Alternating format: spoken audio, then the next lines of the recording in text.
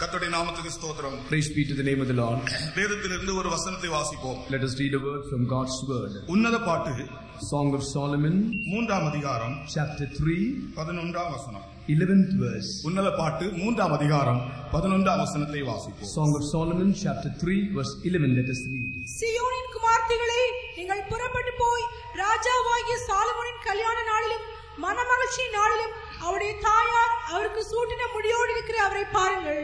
Go forth, O ye daughters of Zion, and behold King Solomon with a crown wherewith his mother crowned him in the day of his espousals and the day of the gladness of his heart. சீயோன் குமாரிகளே, நீங்கள் Solomon தன்னுடைய மகிழ்ச்சியின் நாளிலும் தன்னுடைய கல்யாண நாளிலும் தரித்திருக்கிற கிரீடத்தோடு இருக்கிற அந்த சாலமோனை நீங்கள் பாருங்கள் என்று சீயோன் குமாரத்திக்கு ஒரு அழைப்பு விடுக்கப்படுகிறார். Here we find a calling has been given to the daughter of Zion, telling, go forth ye daughters of Zion, and behold King Solomon with the crown wherewith his mother crowned him in the day of his espousal. சாலமோனுடைய தாயின் பெயர் பத்சேபாள். The name of Solomon's mother is Bathsheba. இந்த பத்சேபாள் சாலமோனுடைய கல்யாண நாளிலே அவனுக்கு ஒரு கிரீடத்தை செய்து அவன் தலையிலே சூடினாளாம். During the day of Solomon's espousal, we read that she prepared a crown and crowned King Solomon. இது ராஜ கிரீடம் அல்ல. This is not a royal crown. அவனுடைய கல்யாண நாளிலே அல்லது மகிழ்ச்சி நாளிலே அவனுடைய மகிழ்ச்சியை வெளிப்படுத்தும்படிக்கு சாலமோனின் தாயாகிய பத்சேபாள் அவனுக்கு சூட்டின மகிழ்ச்சியின் கிரீடமாய் அல்லது அலங்காரத்தின் கிரீடமாய் இது அமைந்தது. This is not a crown. This is not a crown. This is not a royal crown for his kingship, but is the crown wherewith his mother espoused him, or in the day of the gladness of his heart for him. நீங்கள் இதை உன்னிப்பாய் கொஞ்சம் கவனித்து பாருங்க. If you can see this keenly, சாலமோனுடைய தாய் சாலமோனுடைய தலையில் ஒரு கிரீடத்தை சூட்டினாள். Solomon's mother crowned Solomon with a crown. நான் இப்பொழுது உங்களிடத்தில் ஒரு கேள்வி கேட்கிறேன். காங்கிரிகேஷனை பார்த்து ஒரு கேள்வி கேட்கிறேன். Looking at the congregation, I'm asking a question to you. நம்முடைய தாய் யார்? Who is our mother?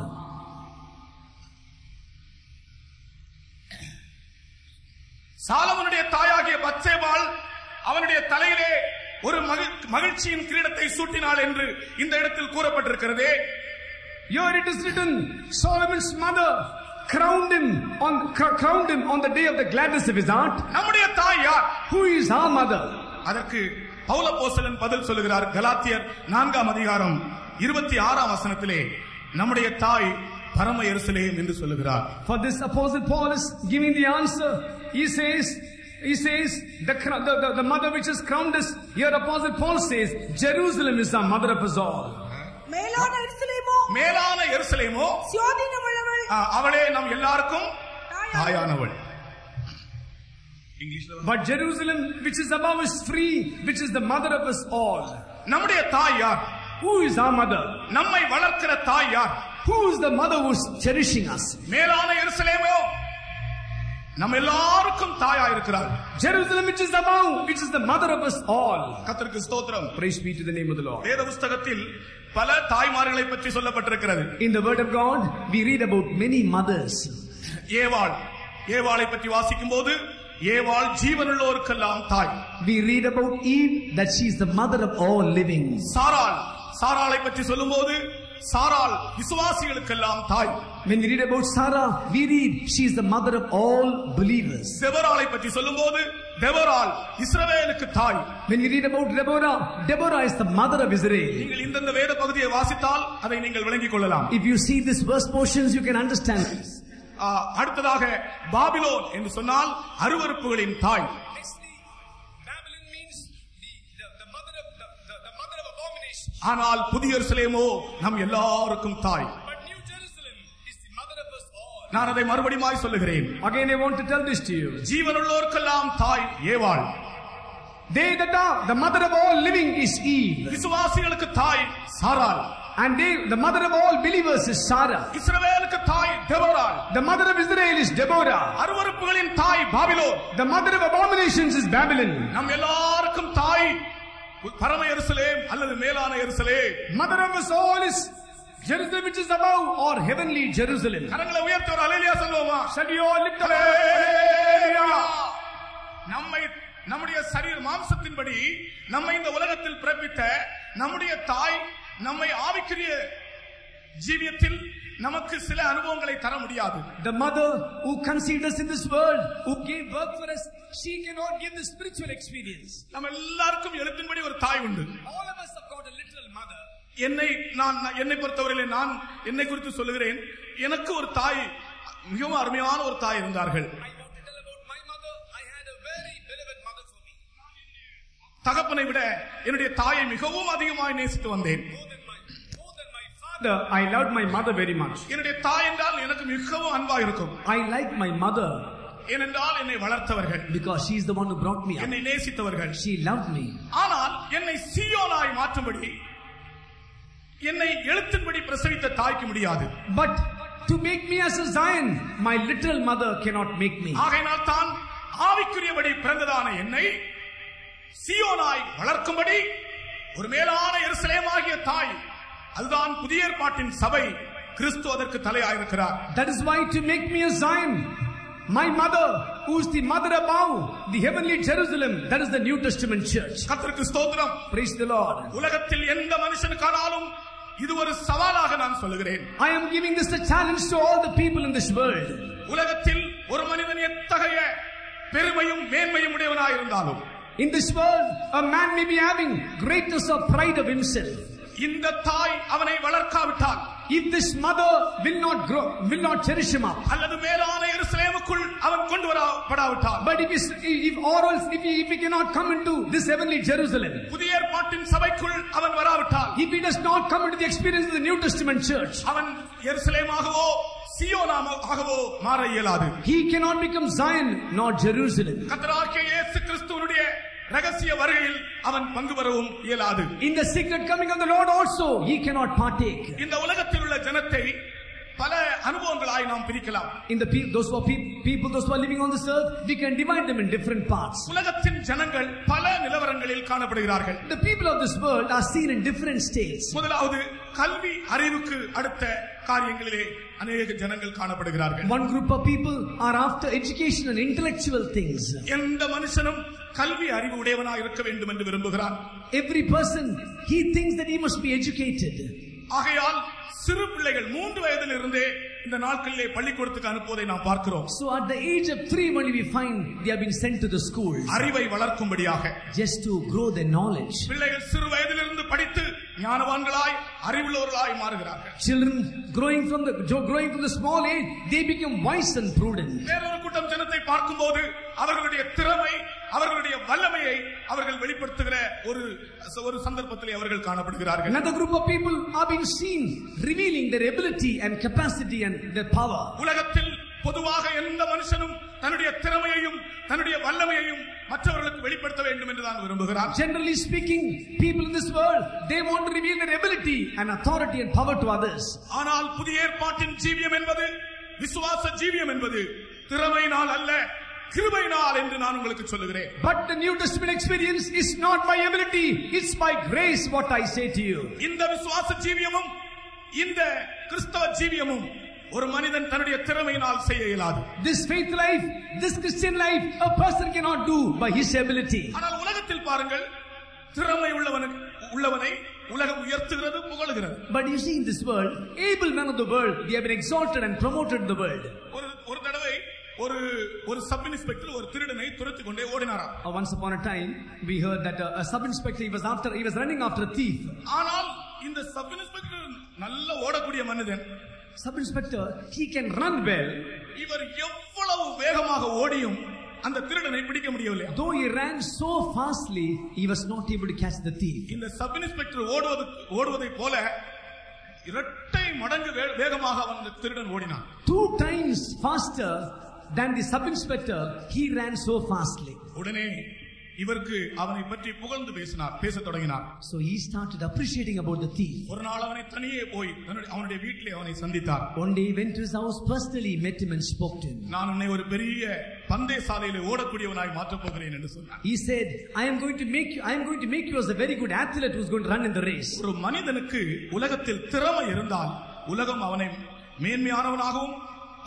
மேன்மையானவனாய் மாற்றி அவனை முழு உலகமும் புகழும். If a man has got the ability on this earth, he will be exalted and the whole world will adore him. ஆனால் புதிய ஏற்பாட்டின் ஜீவியம், சபைக்குள் ஜீவிக்கிற ஜீவியம், விசுவாச ஜீவியம் மெய் கிறிஸ்தவ வாழ்க்கை திறமையினால் அல்ல, கிருபையினால். But the New Testament experience, faith life, the Christian life, what to live on the church, it's not by ability, it's by grace, it's by grace. கர்த்தருக்கு ஸ்தோத்திரம். Praise the Lord. ஆகையால் தான் ஏசாயாவிலே ஒரு வசனம் இப்படி சொல்லப்பட்டிருக்கிறது. That's why we read a verse in the book of Isaiah like this. நம்முடைய கர்த்தர் அங்கே மகா விசாலமான நதியும் ஆறுகளும் உள்ள தோட்டம் போல இருப்பார். Our God will be seen in a garden having oceans and rivers. நம்முடைய கர்த்தர் மகா விசாலமான நதியை போல ஆறை போல் காணப்படுகிறார். Our God is seen as a very big river and a pond. ஆனால் இந்த மகா விசாலமான நதியிலே பெரிய கப்பல்கள் வராதாம், வலிக்கிற படவும் வராதாம். In that vast river we don't see big ships coming there. ஏசாயா 30 அதிகாரம் என்று நினைக்கிறேன். Isaiah chapter 30. ஏசாயா 33 அதிகாரம் 21 வசனம்.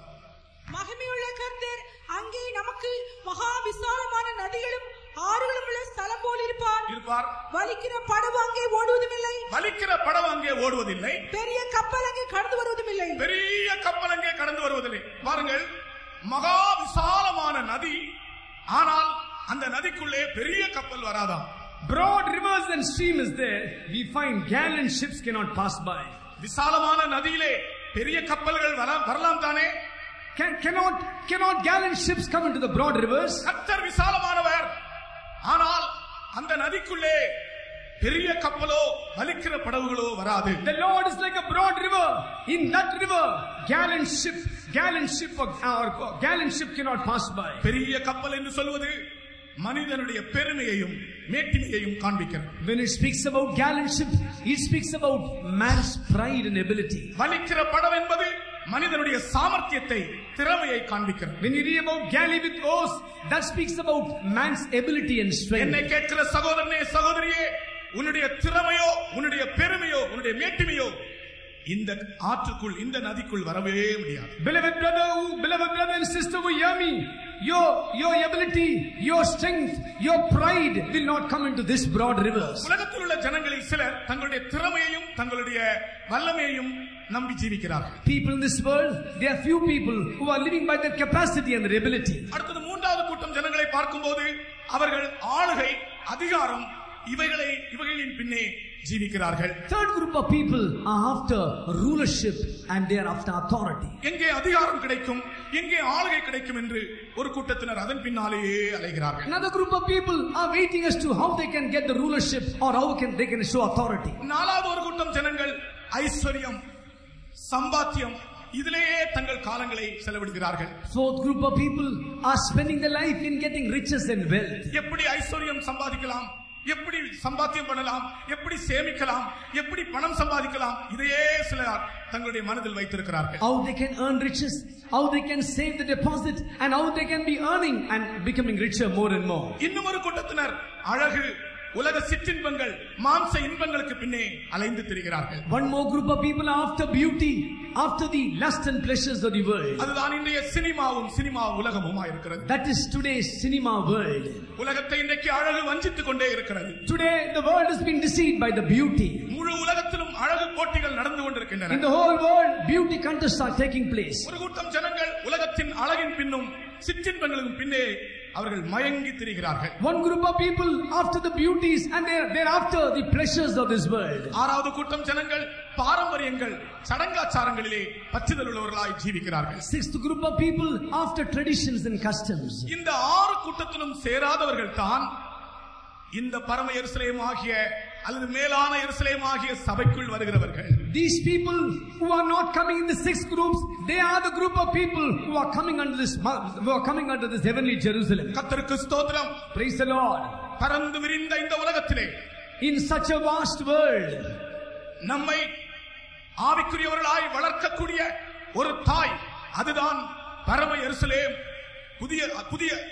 இந்த புதிய ஏற்பாட்டின் சபை. இந்த சபைக்குள்ளே ஒரு கூட்டம் ஜனங்கள் வந்திருக்கிறார்கள். That is the New Testament church, which is the mother who can cherish us and nourish us in the spiritual world.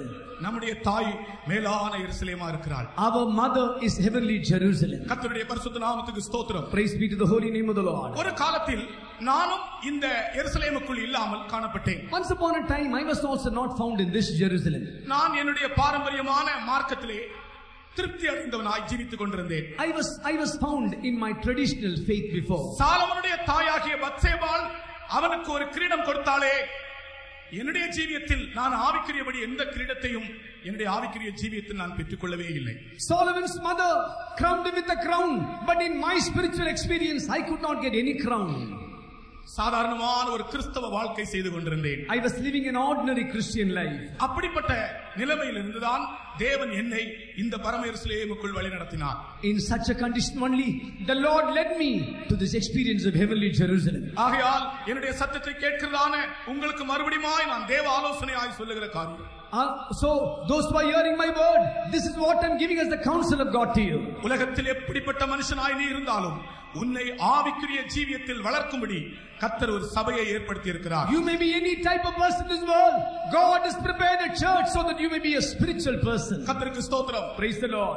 இந்த சபையின் மூலமாக அல்லாவிட்டால் இந்த புதிய ஏற்பாட்டின் சபையின் மூலமாக ஒரு மனிதன் பெற்றுக்கொள்கிற 5 விதமான கிரீடத்தை பற்றி நான் உங்களுக்கு இன்றைக்கு சொல்லுவேன். Through this church or through this mother, I want to tell you there are 5 experiences, 5 types of crown in the word of God. கர்த்தருக்கு ஸ்தோத்திரம். Praise the Lord. முதலாவது, இந்த கிரீடத்தை பற்றி சொல்வதற்கு முன்னதாக இந்த சபையிலே அல்லாவிட்டால் புதிய எருசலேமாகிய பரம எருசலேமாகிய இந்த சபையிலே நாம் காணப்பட வேண்டும் என்றால் நம்முடைய அனுபவம் எப்படி இருக்க வேண்டும் என்று சில பாயிண்டுகள் மாத்திரம் சொல்லுகிறேன். Before I could go to these 5 points, I want to tell you before that how we can come to this church, to this experience. அல்லாவிட்டால் பரம எருசலேமுக்குள்ளே நிலைத்திருக்க வேண்டும் என்றால் ஒரு மனிதன் எப்படிப்பட்டவனாய் இருக்க வேண்டும்? In other words, if a person has to be established in heavenly Jerusalem, what type of man should he be?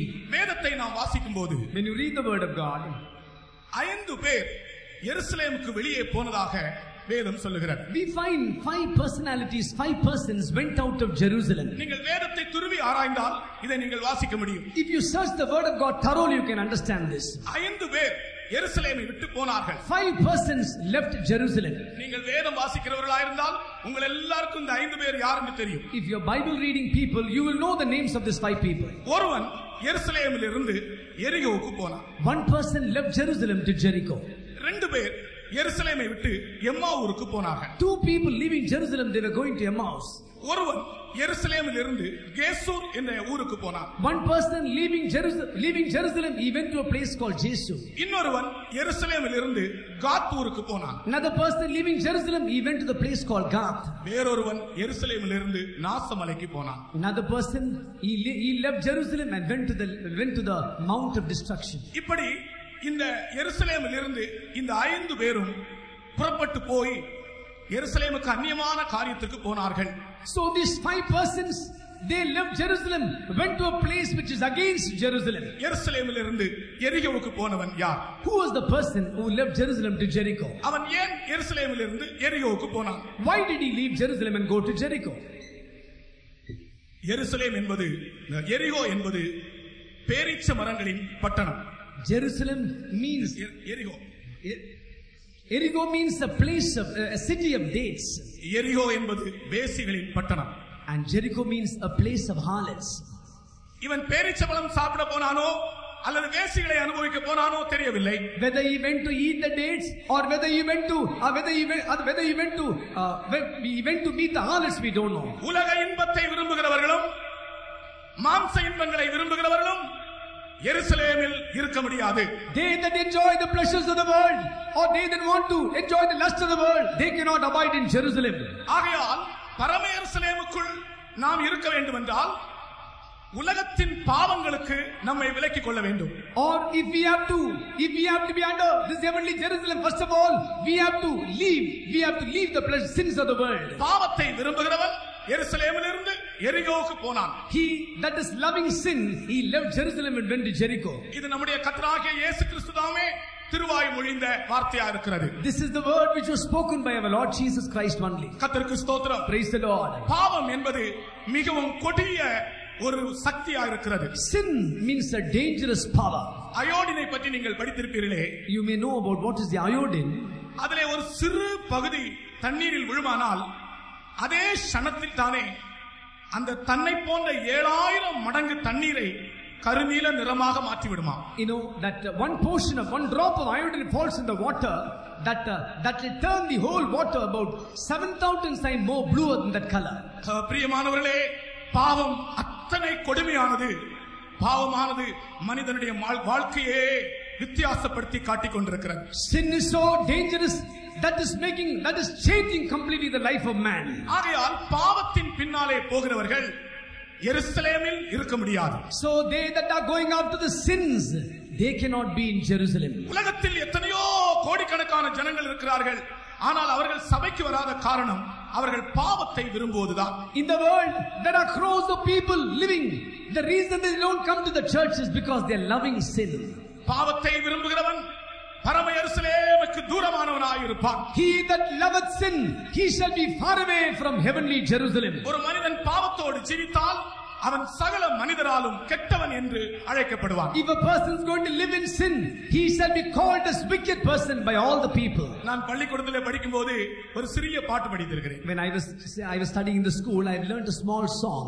கொம்புளதற்கு 5 குதிரைக்கு 10 முழம் வெம்புகரிக்கு 1000 தான் வேண்டுமே வம்பு சரி தீங்கினர்தம் கண்ணீர் படாத தூரத்தில் நீங்குவதே நல்ல நெறி என்று. அதாவது ஒரு கொம்புள்ள மாட்டை கண்டால் நீ 5 முழம் தள்ளி போ. If you see ox with horns, go 5 feet far away. குதிரையானால் 10 முழம் தள்ளி போ, ஏன்னா எட்டி உதைக்கும். If you see a horse, run away 10 feet because that will kick off. வெம்புகரிக்கு 1000 தான் வேண்டுமே. வெம்புகின்ற யானை, கரி என்றால் யானை. Elephant, if you see elephant, கரி என்றால் யானை, பரி என்றால் குதிரை, அரி என்றால் சிங்கம். And if you look at the lion also, கரி என்று சொன்னால் யானை என்று அர்த்தம். elephant, கரி என்று சொன்னால் யானை என்று அர்த்தம். வெம்பு கரி என்று சொன்னால் மதம் கொண்ட யானை என்று அர்த்தம். that is the elephant which has become mad. மதம் கொண்ட யானையை கண்டால் நீ 1000 முழம் தள்ளி போ. If you see a mad elephant, go about 1,000 feet far away. ஆனால் வம்பு சரி தீங்கினர்தம் கண்ணீர் படாத தூரத்தில் நீங்குவதே. ஒரு கெட்ட மனுஷனை கண்டால், ஒரு பாவியை கண்டால் கண்ணில் படாத தூரத்துல போ, அப்பதான் நீ உன்னை தப்பித்துக் கொள்வாய். If you see a sinner or a wicked man, go to the place where your eye cannot reach. Only then you can save yourself. பாவம் என்பது அவ்வளவு கொடுமையானதா இருக்கிறது. Sin is so dangerous. பாவத்தோடு ஜீவிக்கிறவர்கள் பரம எருசலேமுக்கு தூரமானவர்கள். They that are living in sin, they are far away from heavenly Jerusalem. ஆகினால் தான் ஒருவன் எருசலேமிலிருந்து எரிகோவுக்கு போனான். That's why one person left Jerusalem to Jericho. அடுத்ததாக வேறு 2 பேரை பற்றி வாசிக்கிறோம். அவர்கள் எருசலேமிலிருந்து எம்மாவூருக்கு போனார்கள். Secondly, we read about other 2 people leaving Jerusalem. They went to Emmaus. லூக்கா 24 அதிகாரத்திலே இதை நாம் வாசிக்கலாம். Luke chapter 24, we read this instant. எருசலேமிலிருந்து எம்மாவூருக்கு போனவர்கள் என்ன காரணத்தால் போனார்கள்? What is the reason for them to leave Jerusalem and go to Emmaus? வேத வசனத்தை விசுவாசிக்க கூடாத மந்த புத்தி உள்ளவர்களாக இருந்தபடியால் அவர்கள் எருசலேமிலிருந்து எம்மாவூருக்கு போய் கொண்டிருந்தார்கள். In the blindness of heart only, not able to believe God's word, they left Jerusalem and going towards Damascus. ஒவ்வொரு தேவனுடைய வசனத்தையும் விசுவாசிக்க கூடிய ஞானமும் கிருபையும் தேவன் நமக்கு தருகிறார். எந்த பேதையான மனுஷனுக்கும் தருகிறார். Let it be any man, God has given him grace and knowledge and wisdom so that he can understand the word of God. தேவனுடைய வசனத்தை நீ விசுவாசிக்க கூடியவனாய் இருந்தால் மட்டுமே எருசலேமாகிய பரம எருசலேமுக்குள்ளே சபைக்குள்ளே நீ ஜீவிக்க முடியும். If you can believe God's word only, you can be under this heavenly Jerusalem or the church. என்னை கேட்கிற அருமையான சகோதரனே சகோதரியே, நீ உலகத்திலே ஜீவிக்க வேண்டியவன் அல்ல, நீ சபைக்குள்ளே ஜீவிக்க வேண்டியவன். Beloved brother, sister, who hear me, you are not the person to live on the world, in the world. You are the person to live into the church. நீ பரம எருசலேமாகிய சபையினால் வளர்க்கப்பட வேண்டியவன். நீ வேத வசனத்தை விசுவாசிக்க வேண்டும். மந்த புத்தி உடையவனாய் ஜீவிக்க கூடாது. You must be brought up in this heavenly Jerusalem. You must not be seen with the blindness of heart, not able to believe God's word. இன்னைக்கு अनेகர் வேத வசனத்தை விசுவாசிக்க கூடாமல் மந்த புத்தி உள்ளவர்களாய் இருக்கிறார்கள். Today many are seen in the blindness of the heart, not able to believe God's word. லூக்கா 24 அதிகாரத்திலே வாசித்து பாருங்கள். Luke chapter 24, we read this. 13 அதிகாரம் 13 வசனமும் 25 வசனமும். 13th verse and the 25th verse. அன்றைய தினமே அவள் 2 பேர் எருசலேமுக்கு 7 அல்லது 8 மைல் தூரமான எம்மாவு என்னும் கிராமத்துக்கு போனார்கள். அப்பொழுது அவர் அவளை நோக்கி, தீர்க்கதரிசிகள் சொன்ன யாவையும் விசுவாசிக்கிறதுக்கு புத்தி இல்லாத மந்த இருதயம் உள்ளவர்களே. And behold, two of them went that same day to a village called Emmaus, which was from Jerusalem about 60 furlongs. Then he said unto them, O fools and slow of heart, to believe all that the prophets have spoken. தீர்க்கதரிசிகளால் சொன்னப்பட்டதை விசுவாசிக்க கூடாதபடிக்கு மந்த புத்தி உள்ளவர்களே என்று அவர்கள் கடிந்து கொள்ளப்பட்டார்கள். They were rebuked, telling, "O fools and slow of heart, to believe all that the prophets have spoken." வேத வசனத்தை விசுவாசிக்க அல்லாவிட்டால் அதை விளங்கிக் கொள்ள நமக்கு ஒரு ஞானம் வேண்டும். அந்த ஞானத்தை தேவன் சபையிலே நமக்கு தருகிறார். We need a wisdom to understand God's word. That wisdom God is giving in the church. உலக பிரகாரமான ஞானத்தினால் வேத வசனத்தை விளங்கிக் கொள்ள முடியாது. With the worldly wisdom we cannot understand God's word. கர்த்தருக்கு ஸ்தோத்திரம். Praise the Lord. உலக பிரகாரமான படிப்பு வேத வசனத்தின் ஆழங்களை நமக்கு அறிவிக்காது. Worldly education will not expound the word of God to us. சபைக்குள்ளே நீ உன்னை தாழ்த்தி ஒப்புக் கொடுக்கும்போது வேத வசனத்தின் ரகசியங்களை ஆண்டவர் உனக்கு வெளிப்படுத்துகிறார். In the church of God, when you humble yourself and surrender, God will reveal the mysteries to you. இந்த எம்மாவூருக்கு போன ரெண்டு பேரும் மந்த புத்தி உள்ளவர்களா இருந்தபடியினால் கர்த்தருடைய வார்த்தைகளை விசுவாசிக்க முடியாமல் பயத்தினாலும் கலக்கத்தினாலும் முறுமுறுப்பினாலும் நிறைந்தவர்களாய் இருந்தார்கள். These two people leaving Jerusalem, not people of slow heart, they were fools, not able to believe God's word. They were filled with fear. அந்த வேளையில் தான் கர்த்தர் அவர்களுக்கு எதிரே வந்தார். That time only our Lord passed by them. அவர்கள் கர்த்தருடைய வார்த்தையை கேட்டார்கள். They heard the word of God. கர்த்தருடைய வார்த்தையை கேட்டபோது அவர்களுடைய இருதயம் அனலாய் எரிந்தது. We find when they heard the word of the Lord, their hearts burned within themselves. அவர்கள் எம்மாவூருக்கு போகிற பிரயாணத்தை விட்டு திரும்பி எருசலேமுக்கு வந்தார்கள். They stopped the journey which is they are going to Emmaus, and they turned back again. கர்த்தருக்கு ஸ்தோத்திரம். Praise the Lord. நம்முடைய மந்த புத்தியை நீக்கி நமக்கு தேவ ஞானத்தை சபையிலே தேவன் அருளுகிறார். God is giving us wisdom, putting away foolishness and slowness of heart. கர்த்தருடைய வேதம் பேதையை ஞானியாய் மாற்றுகிறது. God's word is making even the fool as prudent. இந்த பாதையிலே நடக்கிறவர்கள் பேதைகளானாலும் திசை கெட்டு போக மாட்டார்கள். They that walk in this way, though they are fools, they will not err therein. கர்த்தருக்கு ஸ்தோத்திரம். Praise the Lord. நீ உன்னுடைய ஜீவியத்தை மட்டும் ஆண்டவருடைய சித்தத்திற்கு ஒப்பு கொடுத்தால் உனக்கு தேவையானதை தேவன் ஏற்ற வேளையில் உனக்கு போதிப்பார். If you just surrender your life to the Lord, what is needed to you in the right time, the Lord will teach you. நீ பாதை தவறாமல் ஆபிரகாமை போல சரியான பாதையில் நடந்து போவாய். You will not losing your right way like Abraham. You will go in the right way. நீ வலது பக்கமோ இடது பக்கமோ சாயும் போது வழி இதுவே என்று கூறக்கூடிய ஒரு சத்தம் உனக்கு பின்னே துணித்துக் கொண்டிருக்கும். When you go on the right side, on the left side, you will hear a voice within yourself telling, "This is the way, go therein." கர்த்தருக்கு ஸ்தோத்திரம். Praise the Lord. ஆகையால் மந்த புத்தியோடு நீ ஜீவிக்க வேண்டாம். தேவ வசனத்தை நீ விளங்கிக் கொள்வாயாக. Don't live with the slowness of heart. So believe God's word. முதலாவது ஆண்டவருடைய வாக்குத்தத்தத்தை விசுவாசி. First of all, believe the promises of the Lord. தேவ வசனத்தை இருக்கிற வண்ணமாய் நீ விசுவாசி. Believe the word of God as it is. தேவ பக்தி என்றால் என்ன தெரியுமா? You know what is the godliness of what is godliness? வேத புத்தகத்திலே பக்தி என்று சொல்லப்பட்டிருக்கிறதே தேவ பக்தி. அது என்ன? In the word of God is written godliness. What is the meaning of godliness? தேவ பக்தி என்று சொல்வது ஒரு வெள்ளை வஸ்திரம் தரிப்பதோ அல்லாவிட்டால் மற்றவர்களுடைய பார்வையில் ஒரு சன்னியாசி போல வஸ்திரம் தரிப்பதோ அல்ல தேவ பக்தி. Godliness means just wearing white garments and living like a sannyasi before others. That's not godliness. வேத வசனம் சொல்லுகிற விளக்கம் என்ன தெரியுமா? You know what is the explanation what the word of God gives for this? தேவ பக்தி என்பது இம்மைக்கும் மறுமைக்கும் உள்ள வாக்குத்தத்தங்களை விசுவாசிக்கிறது தான் தேவ பக்தி. Godliness means believing the promise to this world and to the world to come. இந்த உலகத்திற்கும் வரப்போகிற உலகத்துக்கும் உரிய வாக்குத்தத்தங்களை ஆண்டவர் நமக்கு தந்திருக்கிறார். God has given us the promises in this world and the world to come also. தேவனுடைய வாக்குத்தத்தங்களை விசுவாசிப்பதுதான் தேவ பக்தி என்று அழைக்கப்படுகிறது. Believing the promises of God is called godliness. ஒரு மனிதனுடைய வாழ்க்கையின் எந்த பகுதிக்கும் எந்த அம்சத்திற்கும் தேவனுடைய வாக்குத்தத்தங்கள் உண்டு.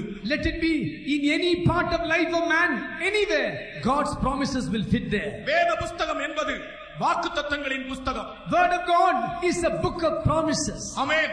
இந்த வாக்குத்தத்தம் தேவனால் கூறப்பட்டவைகளாக இருக்கிறபடியினால் உண்மையாய் அது அப்படியே சம்பவிக்கும். These promises of God, promises have been spoken by God. Surely that will happen as it is written. வேத புத்தகத்தை நீ மற்ற புத்தகங்கள் போல் வாசிக்க கூடாது. You must not read the word of God as you read the other books. வேத புத்தகத்தை ஒரு அறிவுக்காக நீ வாசிக்க கூடாது. You must not read the word of God just to increase your knowledge. வேத புத்தகம் வாக்குத்தத்தங்களின் புத்தகம். Word of God is a book filled with promises. இதிலே சொல்லப்பட்டிருக்கிற வாக்குத்தத்தங்கள் இம்மைக்கும் மறுமைக்கும் உரியவைகள். Promise which is spoken here, it is for this world and the world to come. அப்ப இந்த வாக்குத்தத்தங்களை விசுவாசிப்பதுதான் தேவபக்தி என்று அழைக்கப்படுகிறது. Believing these promises is called godliness. வாக்குத்தத்தங்களை விசுவாசிக்காமல் நான் பக்தியா இருக்கிறேன் என்று சொன்னால் அது உண்மையான பக்தி அல்ல. Without believing the word of God, if you say you are living a godly life, that is not true godliness. கர்த்தருக்கு ஸ்தோத்திரம். Praise the Lord. இன்றைக்கு கர்த்தர் உங்களோடு பேசுகிறார். Today the Lord is speaking to you. உங்களுடைய வாழ்க்கையின் எந்த பிரச்சனையா இருந்தாலும், Let it be any problem in your life, நீங்கள் வேத வசனத்தை விசுவாசிக்கிறவர்களாய் இருந்தால் நீங்கள் புதிய பரம எருசலேமாகிய சபையினால் நீங்கள் வளர்க்கப்படுவீர்கள். if you are going to be found believing God's word, you will be nourished and cherished under the heavenly Jerusalem. வசனத்தை விசுவாசிக்கிறவர்கள் தான் பரம எருசலேமுக்குள் காணப்பட முடியும். They that believe God's word, they only can be found in this heavenly Jerusalem. சபையாகிய எருசலேமுக்குள் காணப்பட முடியும். They can be seen in the church which is called Jerusalem. இன்றைக்கே ஒரு புதிய தீர்மானம் செய்யுங்கள். ஆண்டவருடைய வாக்குத்தத்தம் எதுவா இருந்தாலும் அதை அவ்வண்ணமாகவே நான் விசுவாசிக்கிறேன் என்று சொல்லுங்கள். Today make a decision. Whatever may be the promise of God, I will believe as it is. கர்த்தருக்கு ஸ்தோத்திரம். Praise the Lord. வேதத்தில் உன்னுடைய ஆவிக்குரிய உன்னுடைய சரீரத்திற்குரிய சகல காரியங்களுக்கும் தேவன் வாக்குத்தத்தம் எழுதி வைத்திருக்கிறார். In the word of God, God has written promises for your physical life, literal life and also spiritual life.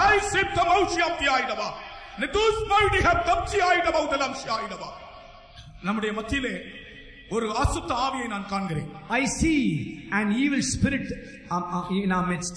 நம்முடைய மத்தியிலே ஒரு அசுத்த ஆவியை நான் காண்கிறேன். I see an evil spirit in our midst. நம்முடைய கரங்களை நாம் உயர்த்தி ஆண்டவரை ஸ்தோத்திரிப்போமாக. Shall we all lift up our hands and praise God? இயேசுவின் நாமத்தில் விசுவாசத்தோடு கர்த்தரை ஸ்தோத்திரிப்போம். நைஸ்மோலி அம்திரம் ஷாயிட பலகத்துலா. ரைடோஸ்மேலி அம்திரம் ஷாயிட பிஹம்திலாவா. லுடிஸ்மோலம் திரம் ஷாயிட பலகத்துலா. ரிஷோலி அம் ஷாயிட பலகத்துலா. ஹalleluya. லிஸ்மௌத்தி கிரிஸ்மௌத்திலம் ஷாயிட பலகத்துலா. டிஸ்மௌத்திலிஸ் மௌத்திலம் ஷாயிட பிகரத்துலா. நான் உன்னோடு பேசுகிறேன். I am speaking to you. உன்னுடைய ஆத்துமாவை தப்புவிக்கும்படி என்னுடைய வசனங்களை நான் உனக்கு தந்திருக்கிறேன். To save your soul, I am giving my word to you. உன்னுடைய ஆத்துமாவை அழிவுக்கு நீ விலக்கி மீட்டுக் கொள்ள உத்தரவாதத்தை இன்றைக்கு நான் உன் கையில் தந்திருக்கிறேன். To redeem your soul from destruction, I am giving the responsibility in your hands. நீ மரிப்பது என்னுடைய சித்தம் அல்ல. It is not my will that you should die. நீ மரிப்பது என்னுடைய சித்தம் அல்ல. It is not my will that you should die. உன் ஆத்துமாவை அழிப்பதற்காக ஒரு அசுத்த வல்லமை உன் பக்கத்தில் நின்று கொண்டிருக்கிறது. To destroy your soul, an evil spirit is standing next to you. நான் உன்னை வளர்க்கும்படியாக என்னுடைய பரிசுத்தவான்களை ஏற்படுத்தி இருக்கிறேன். To bring you up, I have prepared my saints. ஆகையால் இந்த நேரத்தில் நீ தீர்மானம் பண்ணி அந்த அசுத்த ஆவியை நான் என்னுடைய நாமத்தில் நிர்மூலமாக்குகிறேன். So right now make a decision. In my name I am destroying that evil spirit. கர்த்தருடைய நாமத்துக்கு ஸ்தோத்திரம். Glory be to the name of the Lord. நாம் கர்த்தரை ஸ்தோத்திரிப்போமாக. Shall we all praise God? Hallelujah. Hallelujah. ஸ்தோத்திரம் ஸ்தோத்திரம் ஸ்தோத்திரம் ஸ்தோத்திரம் ஸ்தோத்திரம் ஸ்தோத்திரம் ஸ்தோத்திரம் ஸ்தோத்திரம் ஸ்தோத்திரம் ஸ்தோத்திரம் ஸ்தோத்திரம். வாக்குத்தத்தங்களை விசுவாசியுங்கள். Believe the promises of God. வேத வசனத்தை விசுவாசியுங்கள். Believe the word of God. அப்பொழுது நீங்கள் எம்மாவூருக்கு திரும்பி போக மாட்டீர்கள். Then you will not return to Emmaus. அடுத்தது மூன்றாவதாக, thirdly, எருசலேமில் இருந்து ஒரு மனிதன் கேசூருக்கு போனான். A man left Jerusalem and went to Geshur. 2 Samuel 13ஆம் அதிகாரம் 20ஆம் வசனம் சொல்லுகிறது. 2 Samuel chapter 13 verse 20. Verse 30. அவனுடைய பெயர்தான் Absalom. His name is called Absalom. அவன் எருசலேமில் இருந்து கேசூர் என்ற ஊருக்கு போனான். He left Jerusalem and went to Geshur. அந்த வசனத்தை வாசியுங்கள். 2 சாமுவேல் 13ஆம் அதிகாரம் 30ஆம் வசனம். 38. 2 Samuel chapter 13 verse 30. அப்சலோம் கேஷூருக்கு ஓடி போய் அப்சலோம் கேசூருக்கு ஓடி போனான். Absalom fled and went to Geshur. இவன் ஏன் எருசலேமை விட்டு கேசூருக்கு போனான் தெரியுமா? You know why did he leave Jerusalem and go to Geshur? இவனுடைய இருதயம் எல்லாம் பகையினால் நிரம்பி இருந்தது. His heart was filled with enmity, hatred. இருதயத்தில் பகை இருக்கிறவர்கள் இந்த பரம எருசலேமுக்குள் தரித்திருக்க முடியாது. They that have hatred in their hearts, they cannot be in this heavenly Jerusalem. உண்மையாகவே அவனுடைய சரித்திரபூர்வமாய் பார்க்கும்போது இந்த அப்சலோமுடைய அம்மா கேசூர்காரி. கேசூர் அவளுடைய சொந்த ஊர் கேசூர். Truly, historically speaking, Absalom's mother belongs to Geshur. கேசூர் ராஜாவுடைய மகள் தான் அப்சலோமுடைய தாய். The daughter of Geshur's king is called Absalom's mother. அவன் அந்த மாம்ச சம்பந்தமான பற்றுதலோடு கூட தன்னுடைய தாயினுடைய ஊராகிய கேசூருக்கு ஓடி போனான். Having that carnal fleshy relationship, he went to the mother's place, Geshur. இருதயத்தில் பகையை வைத்துக் கொண்டிருக்கிறவர்கள் எருசலேமில் நிலைத்திருக்க முடியாது. எருசலேமில் நிலைத்திருக்காவிட்டால் எருசலேம் அவர்களை வளர்க்கவும் முடியாது. They that live in hatred, they cannot abide in Jerusalem. And if you are living in hatred, even you cannot be brought up in Jerusalem also. ஆகையால் இருதயத்தில் பகைகளையும் விரோதங்களையும் நாம் ஒவ்வொரு நாளும் அகற்றி நம்முடைய இருதயத்தை இளைப்பாறுதலுக்குள் காத்துக்கொள்ள வேண்டும். Every day we have to put away hatred and enmity from our heart and maintain the rest. கர்த்தருக்கு ஸ்தோத்திரம். Praise the Lord. இன்றைக்கு சாதாரணமான ஒரு மனிதனுடைய இருதயத்தை பார்க்கும்போது ஏதாவது ஒரு விஷயத்திலே மற்றவர்களோடு உள்ள பகையோடும் கசப்போடும் தான் காணப்படுகிறார். Today normally we see a man in some way he has got little bit of hatred with another person. யாருடையாவது இருதயத்துக்குள்ளே கசப்போ பகையோ இருந்தால் இந்த கன்வென்ஷனிலே கர்த்தர் உங்களோடு பேசுகிறார். நீ எருசலேமாகிய தாய் உங்களை வளர்க்கும்படிக்கு உங்கள் பகையை இருதயத்திலிருந்து அகற்றி விடுங்க. If any of your heart, if you find hatred or enmity within you, so that the heavenly Jerusalem may bring you up, put away that hatred and enmity in this convention. நம்முடைய இருதயத்திற்குள்ளே பகை அல்ல, தேவ அன்பு உண்டாக வேண்டும். Hatred must not be found in our hearts. The love of God must be formed. வேத புஸ்தகம் அன்புக்கென்று ஒரு அதிகாரத்தையே ஒதுக்கி இருக்கிறார். Word of God has given an whole chapter for the love, charity. நான் மறுபடியும் சொல்லுகிறேன். Once again I'm telling you. வேத புஸ்தகம் அன்புக்கென்று ஒரு அதிகாரமே ஒதுக்கி இருக்கிறார். Word of God has left an whole chapter for the sake of love. எபிரேயர் 11ஆம் அதிகாரம் முழுவதும் விசுவாசத்திற்கென்று ஒதுக்கப்பட்டிருக்கிறது. Hebrews chapter 11 has been completely left for faith. 119ஆம் சங்கீதம் முழுவதும் வேத வசனங்களின் முக்கியத்துவம் என்ன என்பதை வெளிப்படுத்தும்படியாக எழுதப்பட்டிருக்கிறது. Psalms 119 is been shown, revealed to show the importance of God's word. ஏசாயா 64ஆம் அதிகாரம் எழுப்புதலுக்கென்று எழுதப்பட்டிருக்கிறது. Isaiah chapter 64 is been written for revival. ஏசாயா 53ஆம் அதிகாரம் கல்வாரியின் பாடுகளுக்கென்று ஒதுக்கப்பட்டிருக்கிறது. Isaiah chapter 53 is been kept for the sufferings of Calvary. 1 கொரிந்தியர் 13ஆம் அதிகாரம் முழுவதும் தெய்வ அன்புக்கென்றே ஒதுக்கப்பட்டிருக்கிறது. 1 Corinthians chapter 13 is been completely reserved for love. Hallelujah. Hallelujah. தேவ அன்புக்கு ஒரு எல்லை இல்லை. There is no limit for the love of God. தேவ அன்பு ஒரு மனிதனுடைய இருதயத்திற்குள் வரும் என்றால், when the love of God will come to the heart of man, அவனுடைய இருதயத்திலிருந்து பகை அகற்றப்படும். enmity will be removed from his heart. இருதயத்தில் பகையோடு வாழ்கிறவர்கள் பரம எருசலேமினால் வளர்க்கப்படவோ அவனுடைய தலையிலே கிரீடம் சூட்டப்படவோ இயலாது. They that live in hatred, they cannot be brought up in heavenly Jerusalem, nor they cannot be crowned in Jerusalem. ஆகையால் இந்த கடைசி நாட்களிலே நம்முடைய இருதயத்தை தெய்வ அன்பினால் ஆண்டவர் நிரப்ப விரும்புகிறார். So in this last days the Lord wants to fill our hearts with this love.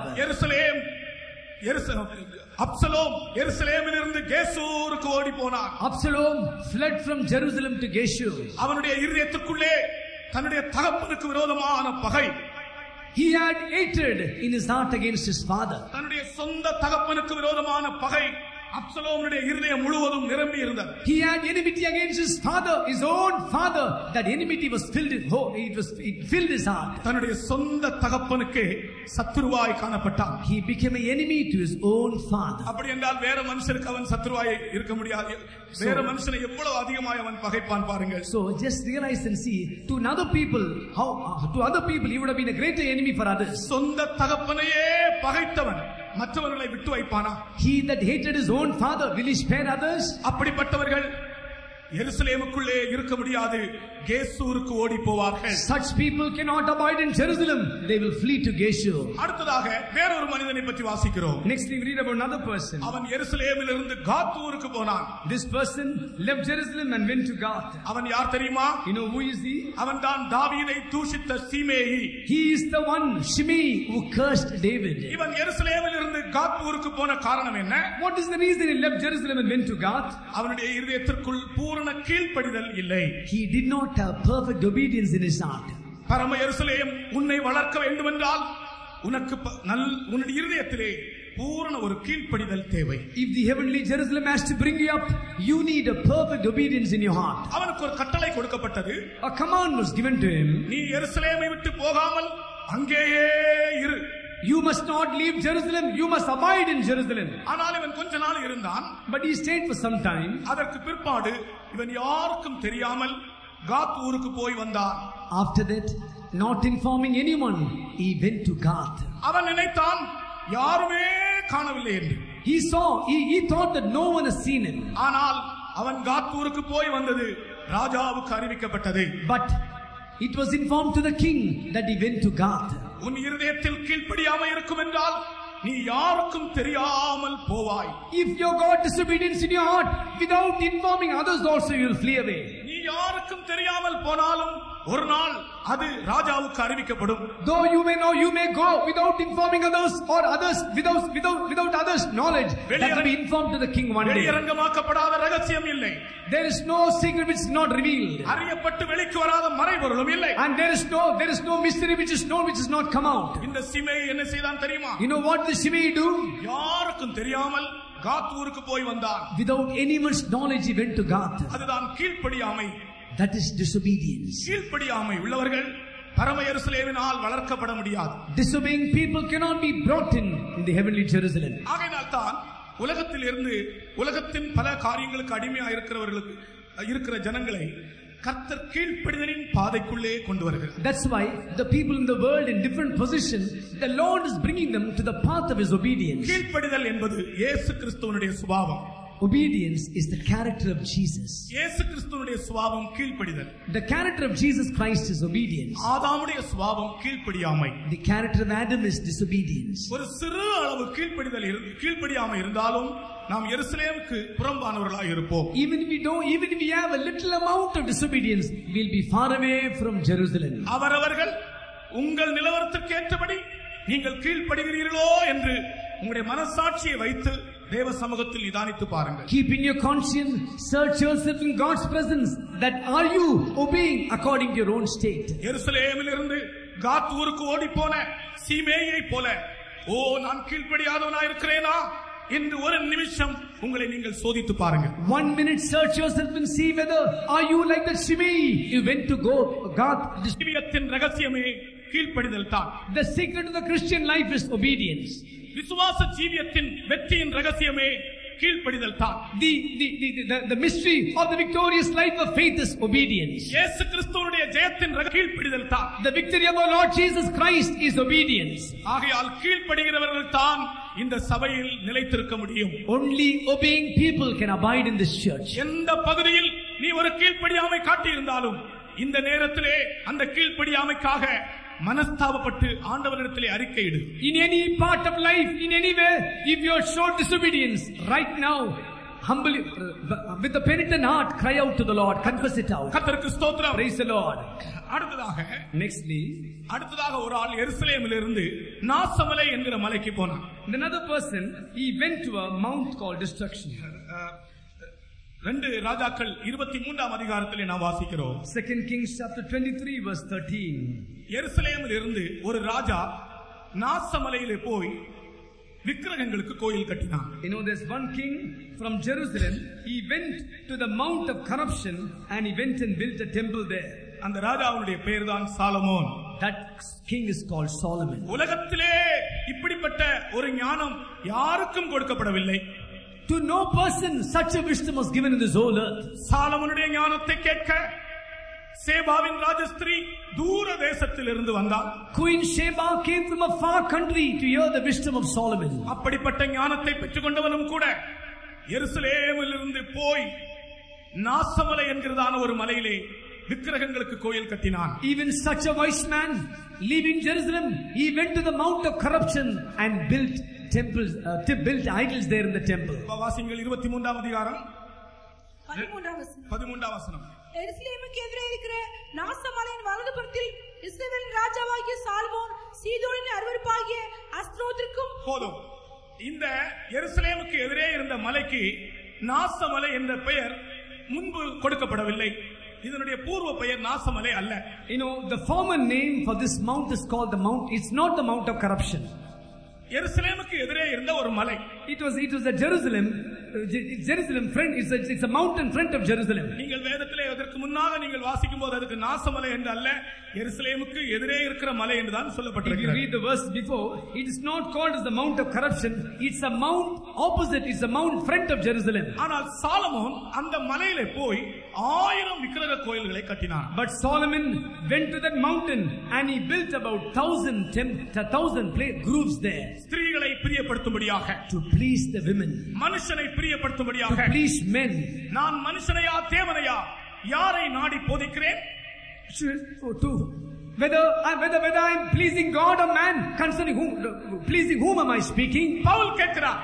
Paul is asking this. நான் மனுஷனையா தேவனையா யாரை நாடி போதிக்கிறேன்? Am I depending on the Lord or man, concerning whom am I speaking? நான் மனுஷனையா பிரியப்படுத்த பார்க்கிறேன்? Do I want to please man? நான் மனுஷனை பிரியப்படுத்துகிறவனாய் இருந்தால் நான் தேவனுடைய ஊழியக்காரன் அல்லவே. If I am going to please man, I am not a servant of the Lord. Solomon மனுஷனை பிரியப்படுத்தும்படிக்கு 1000 விக்கிரக கோயில்கள் கட்டினார். Solomon, to please man, he built about 1,000 groves on that mountain. அது நிமித்தம் அந்த மலைக்கு நாசமலை என்று பெயர் வந்தது. Because of that mount was called the mount of corruption. அதற்கு பிற்பாடு யோசியா என்கிற ஒரு ராஜா எழும்பினார். After that we heard about king called Josiah. அவன் ஒரு நல்ல வைராக்கியமான ராஜா. He was a zealous king. அவன் வந்து இவன் கட்டின 1000 கோயில்களையும் உடைத்து நொறுக்கினான் ஆண்டவருடைய வைராக்கியத்தினாலே. Having the zeal of the Lord, he came and broke all the grooves in that high place. கர்த்தருக்கு ஸ்தோத்திரம். Praise the Lord. அதற்கு பிற்பாடு சரித்திரம் சொல்லுகிறது. After that the history says, இதே நாசமலைதான் ஒலிவமலை என்ற பெயரோடு நம்முடைய கர்த்தராகிய இயேசு கிறிஸ்துவினுடைய முழங்கால்கள் அங்கே முடக்கப்பட்டு முழு உலகத்திற்காக விண்ணப்பம் பண்ணப்பட்ட மலையாய் மாறியது. The same mount of corruption became Mount Olives, wherever Jesus knelt down and prayed for the whole world. Solomon எருசலேமை விட்டு அந்த மலைக்கு போனபோது அது நாசமலையாய் மாறியது. When Solomon left Jerusalem, when he went to the mountain, that mountain became the mount of corruption. ஆனால் கர்த்தராகிய இயேசு கிறிஸ்து அங்கே முழங்கால் படியிட்ட போது முழு உலகத்தினுடைய பாவத்திற்கும் பரிகாரம் அங்கே ஏற்பட்டது. But that place when our Jesus knelt down and prayed, that became a place of redemption to the whole world. எப்படிப்பட்ட ஆவிகள் மனுஷருக்குள் கிரியை செய்கிறது பாருங்கள். See what type of spirits are working in the heart of man. ஆகையால் மனுஷரை பிரியப்படுத்துகிறவர்கள் எருசலேமுக்குள் நிலைத்திருக்க முடியாது. So they that please men, they cannot abide in Jerusalem. Solomon ஞானமுள்ள ராஜாவா இருந்தாலும், King Solomon, though he is a wise king, அவனுக்குள் இருந்த பலவீனம் ஸ்திரீகளை பிரியப்படுத்துகிறவனாய் இருந்தான். His weakness was to please women. ஸ்திரீயா இருந்தாலும் புருஷனா இருந்தாலும் மனுஷரை பிரியப்படுத்துகிறவன் பரம எருசலேமினால் வளர்க்கப்பட முடியாது. Whether women or men, he that pleaseth men, he cannot be brought up in Jerusalem. நான் ஒரு முறை கூட சொல்லுகிறேன். Once again I am telling this to you. எந்த மனுஷனை பிரியப்படுத்த வேண்டாம். Don't go to please any man. இது கடைசி கால தூதாய் கொடுக்கப்படுகிறது. This is the end time message given to you. நாம் மனுஷரை பிரியப்படுத்துகிறவர்கள் அல்ல. If we are not going to please, we are not people pleasing men. பிரபுக்களை நம்புவதை பார்க்கலும் கர்த்தர் மேல் பற்றுதலாய் இருப்பது நல்லது. It is better to trust in the Lord than to put confidence in princes. மனுஷனை நம்புவதை பார்க்கலும் கர்த்தர் மேல் பற்றுதலாய் இருப்பது நல்லது. It is better to trust in the Lord than to put confidence in man. ஸ்திரீகளை நம்புவதை பார்க்கலும் கர்த்தர் மேல் பற்றுதலாய் இருப்பது நல்லது. Better to trust on women than better to trust on the Lord than to trust in women. தேவன் அவனுக்கு ஞானம் கொடுத்து என்ன பிரயோஜனம்? What is the use God giving him so much of wisdom? அவனுடைய ஞானம் அவனுடைய ஆத்துமாவை தப்புவிக்கவில்லை. His wisdom could not save his soul. அவன் ஒரு மலையை நாசமலையாய் மாற்றி விட்டான். He changed the mount as a mount of corruption. இந்த சத்தத்தை கேட்கிற அருமையான சகோதரனே, beloved brother who is hearing this voice, நீ எருசலேமிலிருந்து நாசமலைக்கு போகிறாயா? Are you going to the mount of corruption leaving Jerusalem? எருசலேமில் நிலைத்திருக்கிற ஒரு இருதயம் உனக்கு காணப்படுகிறதா? Or do you have a heart to abide in Jerusalem? உன்னுடைய ஆத்துமாவை அழிக்கக்கூடிய எந்த காரியத்திற்கும் நீ இடம் கொடுக்க வேண்டாம் என்று கர்த்தர் உன்னை எச்சரிக்கிறார். The Lord is warning you, do not give place that your soul may be destroyed in any way.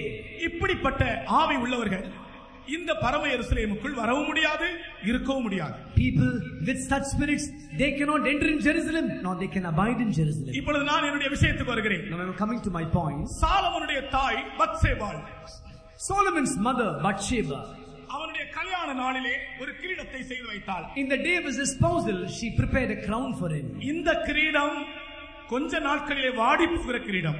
That crown is the crown that will be faded away for in some time.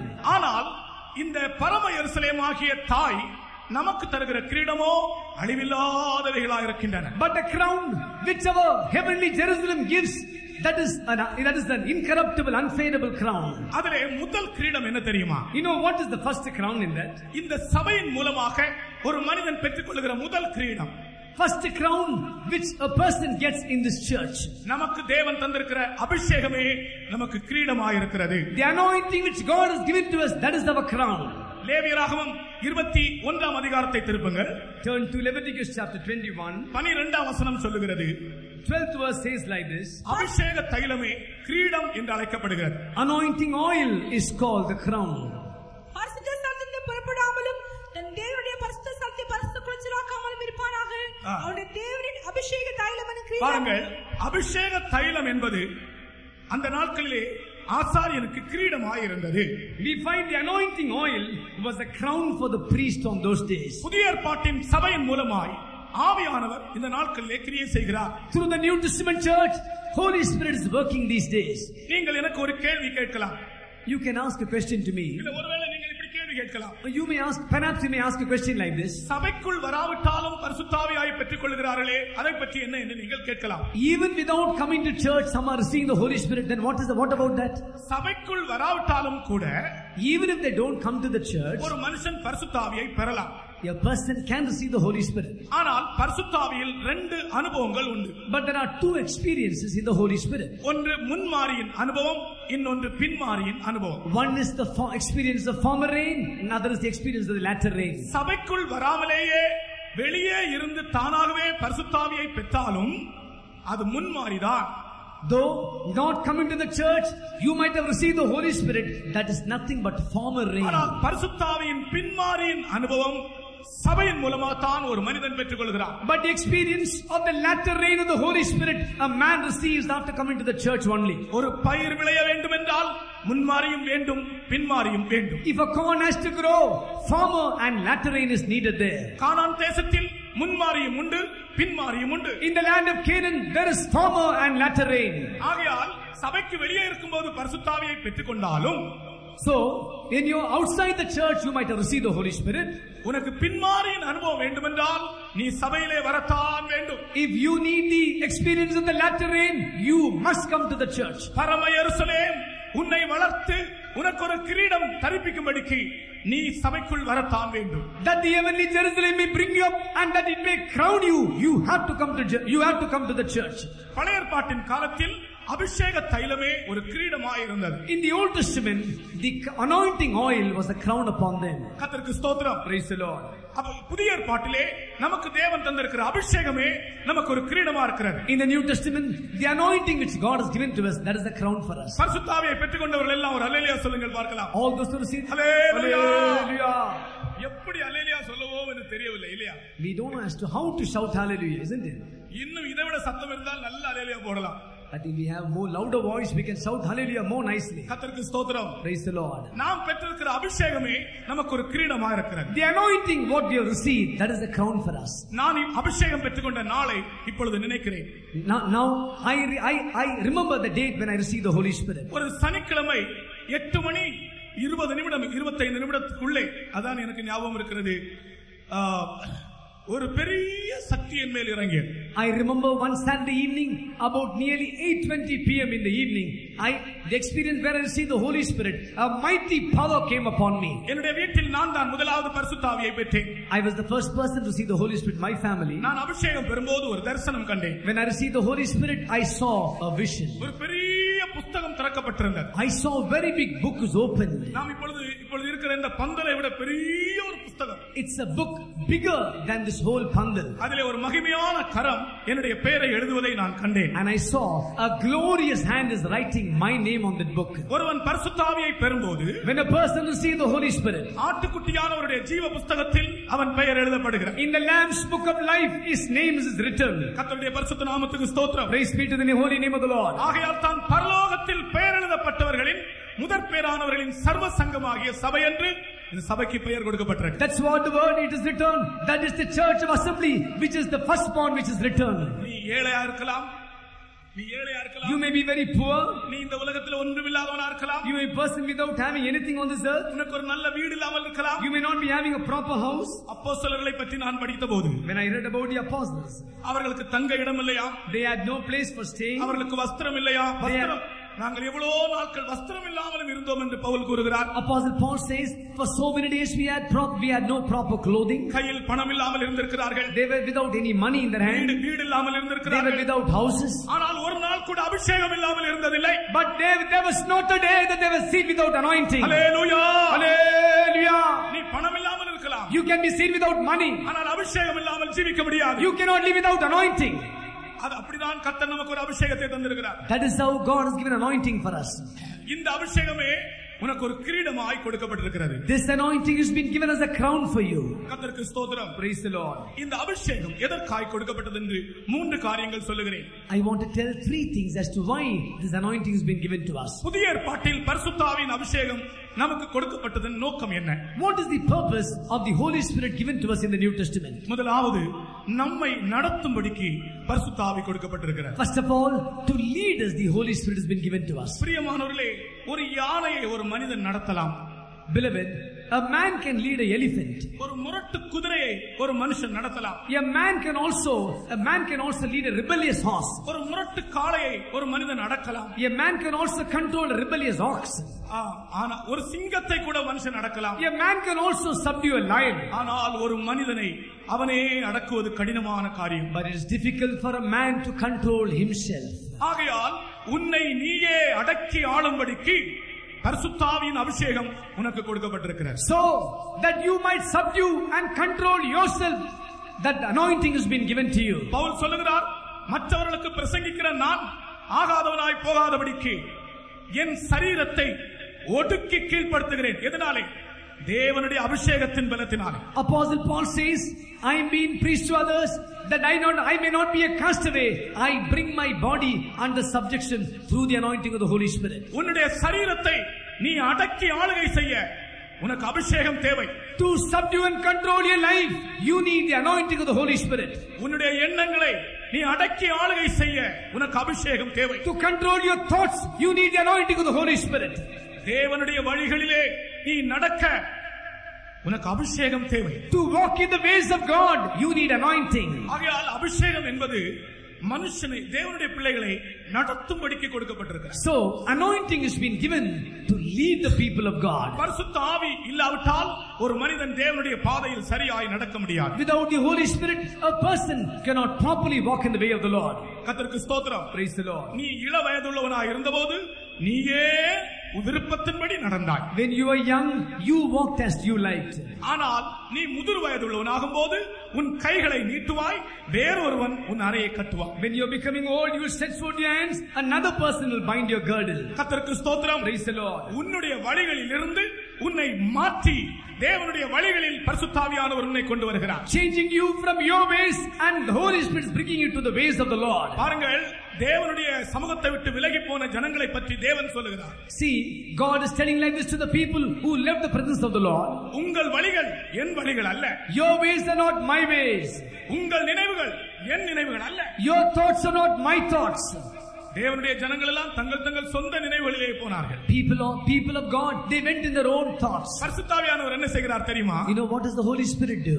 நான் ஒரு மனிதனை தன்னுடைய தேவனுடைய வழிகளிலே control பண்ணி கொண்டு வருகிறார். Holy Spirit will control and bring back a man the ways of God. ஒரு மாடானா மூக்க குத்தலாம், மூக்கணாங்கயிறு போடலாம். ஒரு மாடானா மூக்கணாங்கயிறு போடலாம். A cow means you can try to control it with a rope. ஒரு மாட்டை அடக்கும்படிக்கு மூக்கணாங்கயிறு போடுகிறார்கள். You can try to rope up a cow. ஒரு குதிரை அடக்கும்படிக்கு கடிவாளம் போடுகிறார்கள். To control a horse, they are putting a bridle. ஆனால் ஒரு மனிதனை கடிவாளம் போட்டு அடக்க முடியுமா? Can you try to control a man in a bridle? ஒரு சகோதரி ஒரு நாள் இப்படி ஒரு தீர்மானம் பண்ணினார்கள். One sister, she made a decision like this. நான் இனிமேல் மற்றவர்கள் என்னை திட்டினாலும் நான் வாய் திறக்கவே மாட்டேன் என்று சொல்லி அவர்கள் ஒரு இன்சுலேஷன் டேப் எடுத்து தன்னுடைய வாயில இப்படி ஒட்டி வைத்தார். One sister, she made a decision. She said, let any people accuse me or rebuke me, I am not going to open my mouth. She took an insulation tape and pasted on her lips. நான் ஒரு புதிய தீர்மானம் செய்திருக்கிறேன். I have made a new decision. என்னுடைய வாயை இனி திறக்கவே மாட்டேன். I will not open my mouth.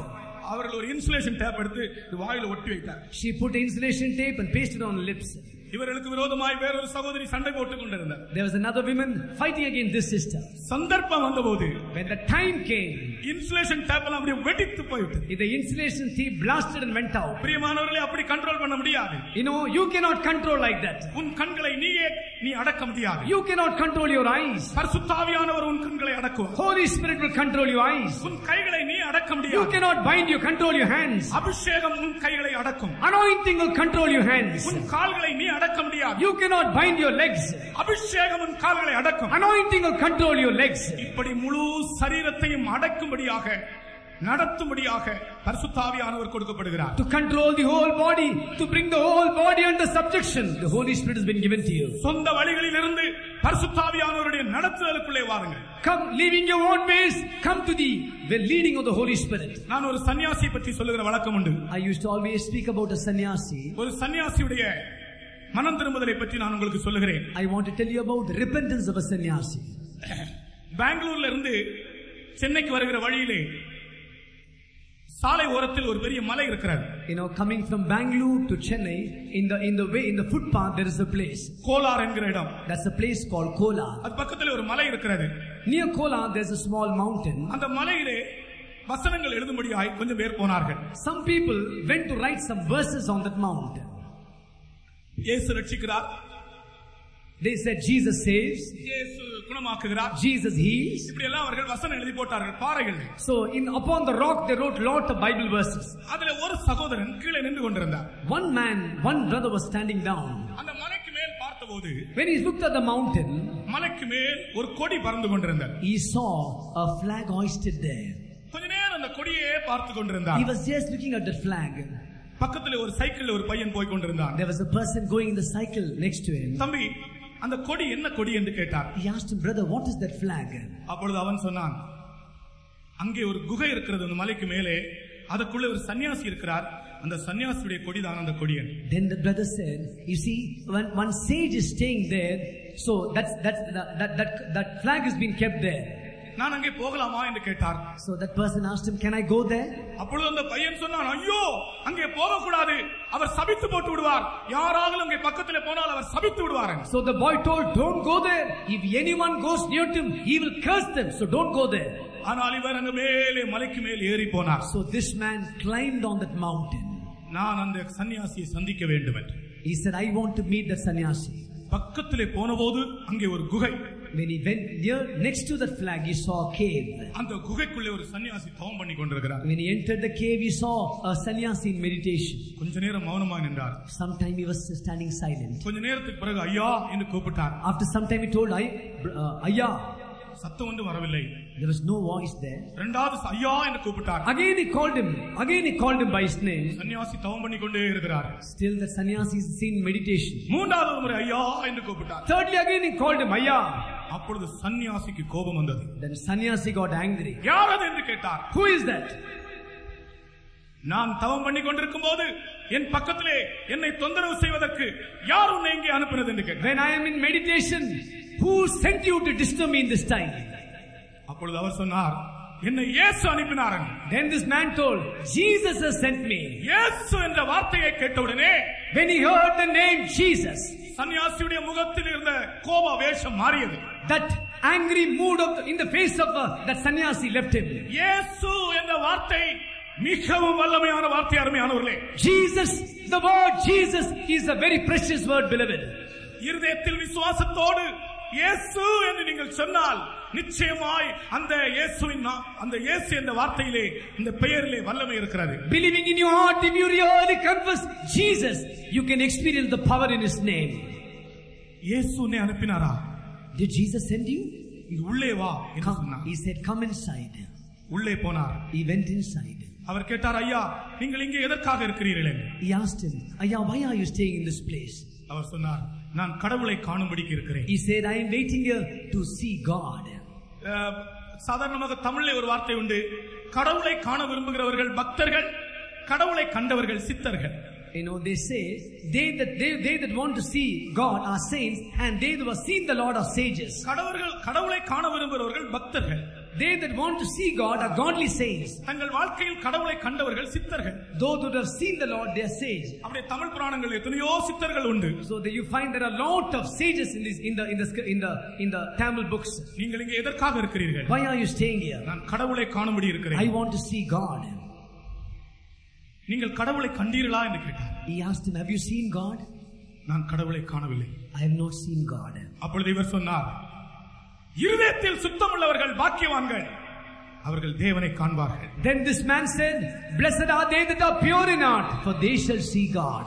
இந்த வசனத்தை கேட்ட உடனே As soon as he heard this word, இந்த சன்னியாசி அழத் தொடங்கினார். that sannyasi started crying. அழத் தொடங்கினார். He started crying. இருதயம் கசந்து அழுதார். With the bitterness of his heart, with the heart broken, he cried. பிரியமானவர்களே, இது நடந்த காரியம், கதை அல்ல. Beloved, this is not a story. This is a thing which has happened. ஒரு மனிதனை அவனுடைய சொந்த வழியிலிருந்து பரிசுத்த ஆவியானவர் எப்படி தேவனுடைய பழிக்கு கொண்டு வருகிறார் என்று உங்களுக்கு சொல்லுகிறேன். I am telling you how God is bringing a man from his own ways to the ways of God. அழுதார், அழுது கொண்டே இருந்தார். He was crying. He was all the way crying. கொஞ்ச நேரத்துக்கு பிறகு After some time, அவர் சொன்னார், நான் சன்னியாசி ஆயிருந்தாலும் என் இருதயத்தில் சுத்தம் இல்லையே என்று சொன்னார். He said, though I am a sannyasi, I don't have pureness in my heart, purity in my heart. தன்னுடைய பாவங்களை ஒவ்வொன்றாய் அறிக்கையிடத் தொடங்கினார். One by one he started confessing all his sins. கர்த்தருக்கு ஸ்தோத்திரம். Praise the Lord.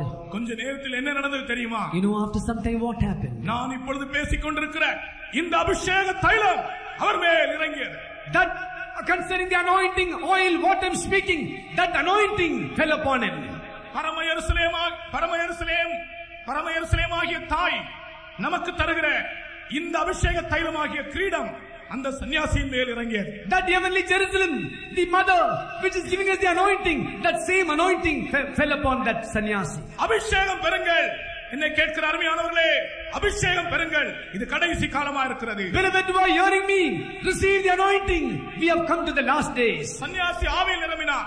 The sannyasi got filled in the Holy Spirit. இந்த சகோதரனும் ஆவியில் நிரம்பினார். Even this brother got filled in the Holy Spirit. சந்தோஷப்பட்டார்கள். They rejoiced together. நேரம் சந்தோஷப்பட்டார்கள். They were rejoicing together. இப்பொழுது ஆள் மாறிவிட்டார். Now that man has changed. குகையிலிருந்து வெளியே வந்தார். He has come out of the cave. கொடி வெளியே பறந்து கொண்டிருந்தது. The flag is hoisted outside. வெளியே வந்தவுடனே என்ன செய்தார் தெரியுமா? You know what he did after coming out of the cave? அந்த கொடியை உள்ளே இந்த கொடியை எடுத்து வீசி எறிந்தார். He took off that flag and he threw away the flag. சன்னியாசியுடைய கொடி தூரே வீசி எறியப்பட்டது. That sannyasi's flag was thrown far away. இயேசு கிறிஸ்து பரிசுத்த ஆவியின் அபிஷேகத்தினால் அவருடைய அன்பை நம் இருதயத்தில் ஊற்றுகிறார். Lord Jesus Christ, by the anointing of the Holy Spirit, He is pouring His love in our hearts. பரிசுத்த ஆவியின் அபிஷேகத்தின் மூலமாய் தேவனுடைய அன்பு நம் இருதயத்தில் ஊற்றப்படும்போது, the love of God is shed when the love of God is shed abroad in our hearts with the anointing of the Holy Spirit, அவருடைய அன்பின் கொடி நம்முடைய இருதயத்திலே பறக்க ஆரம்பிக்கிறார். Then the banner of love will be hoisted in our hearts. இப்பொழுது சன்னியாசியுடைய கொடி எல்லாம் தூரே போய் வீசி எறிந்தார். Now that sannyasi's banner has been thrown out. அவருடைய இருதயத்திற்குள்ளே தேவ அன்பின் கொடி பறக்க ஆரம்பித்தது. Now the banner of the love of God has been hoisted in his heart. நாம் பெற்றுக்கொண்ட பரிசுத்த ஆவியினாலே தேவனுடைய அன்பு நம் இருதயங்களில் ஊற்றப்பட்டிருக்கிறது. By the anointing what you received, the love of God is shed abroad in our hearts. Hallelujah! Hallelujah! பரிசுத்த ஆவியினுடைய அபிஷேகம் பெற்றவரெல்லாம் அந்த தேவ அன்பின் கொடி பறக்கிறது போல ஒரு அல்லேலூயா சொல்லுங்கள் பார்க்கலாம். All those who receive the Holy Spirit. Hallelujah! Hallelujah!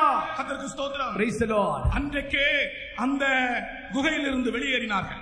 From that day only they came out to the cave. நான் இனி இந்த குகையில் இருக்க வேண்டியவன் அல்ல. Again I am not a person to stay in this cave. நான் என் இயேசுவின் சத்தியத்தை அறிவிப்பேன் என்று சொல்லி இறங்கினார். He came out telling, I will preach the name of Jesus. பரிசுத்த ஆவியானவர் எப்படி ஒரு மனிதனை மாற்றுகிறார் பாருங்கள். See how the Holy Spirit is changing a man. கர்த்தருக்கு சித்தமானால் இந்த பரம எருசலேமாகிய தாய் தருகிற இன்னும் சில அனுபவங்களை பற்றி நான் உங்களுக்கு கர்த்தருக்கு சித்தமானால் நாளைக்கு சொல்லுகிறேன். If it is the will of God, I will tell about the experiences of what the heavenly Jerusalem mother is giving the coming tomorrow. பத்சேபாள் சாலமோனுடைய தாய் அவனுடைய கல்யாண நாளிலே அவனுடைய தலையில் ஒரு கிரீடம் சூட்டினாள். Bathsheba, on the day of Solomon's espousal, she crowned him with a crown. நம்முடைய தாய் பரம எருசலேம். Our mother is heavenly Jerusalem. புதிய ஏற்பாட்டின் சபை, the New Testament church. கிறிஸ்து அதற்கு தலை. Christ is the head of the church. இந்த சபைக்குள் நாம் வந்தால், if we come to this church, உங்களுக்கும் இந்த அபிஷேக தைலமாகிய கிரீடம் கொடுக்கப்படும். For you also the crown, the anointing oil will be given to you. அந்த அபிஷேகம் உங்களை நடத்தும். That anointing will lead you. அந்த அபிஷேகம் உங்களை நடத்தும். That anointing will lead you. அந்த அபிஷேகம் உங்களை பலப்படுத்தும். That anointing will strengthen you. அந்த அபிஷேகம் உங்களுடைய வியாதிகளை சௌக்கியமாக்கும். That anointing will heal all your sickness. அந்த அபிஷேகம் உங்களுடைய சரீரத்தை உயிர்ப்பிக்கும். That anointing will revive you, quicken your bodies. இன்றைக்கும் இந்த வார்த்தை கர்த்தர் நிறைவேற்றிக் கொண்டே இருக்கிறார். Even today the Lord is fulfilling this word. கர்த்தருடைய பரிசுத்த நாமத்துக்கு ஸ்தோத்திரம். Praise the Lord.